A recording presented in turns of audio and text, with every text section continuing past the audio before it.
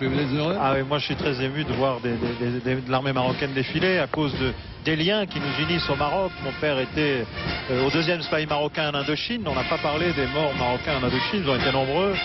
C'est véritablement, me semble-t-il, l'intérêt commun des deux nations qui est manifesté, qui est matérialisé sur les champs aujourd'hui, intérêt stratégique. Et puis il ne faut pas oublier que nous sommes présents ensemble en Bosnie.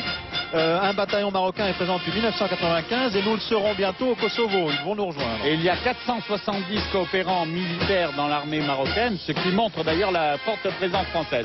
Il y a 30 coopérants dans l'armée marocaine sur 470. C'est-à-dire que c'est dire l'importance que nous attachons à la coopération militaire avec le Maroc. Au-delà du symbole, est-ce qu'on peut dire aussi qu'il y a une vision stratégique commune, France-Maroc en Bien Méditerranée? entendu, c'est un des devoirs de la France en Europe, c'est de montrer l'importance du bassin méditerranéen, et nous avons avec l'ensemble du Maghreb, et en particulier nos amis marocains, des intérêts communs évidents.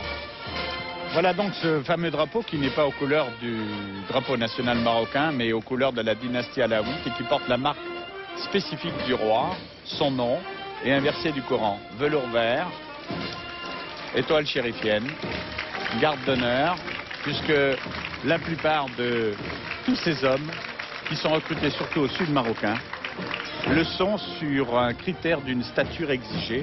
Qui est 1m80, c'est la stature physique exigée, sauf pour les femmes. D'ailleurs, il y a une seule femme, je ne sais pas si on va la voir parce qu'elle est petite, c'est un capitaine médecin. Elle était dans le... Voilà, on la voit de dos. Un capitaine médecin à qui le roi a demandé de ne pas d'ailleurs serrer ses cheveux dans un chignon, mais de les laisser libres au vent, afin que la foule parisienne la remarque mieux. J'ai l'impression qu'elle s'est quand même fait un chignon. Elle est censée, vous le savez, symboliser l'entrée des femmes marocaines dans ce qui est le saint des saints de l'armée du royaume, les gardes royales, qui est composée, vous l'avez dit tout à l'heure, d'à peu près 3000 hommes, presque tous donc recrutés dans le sud marocain. Et ils connaissent parce qu'elle est l'héritière. Hein. Parce qu'elle est l'héritière de la garde noire des sultans et des rois du Maroc. Et notamment de la dynastie alaouite, la 6e dynastie en 14 siècles de règne monarchique sur le Maroc. Les Idrissides, les Abbassides, les Almoravides, les Almohades et les Alaouites aujourd'hui.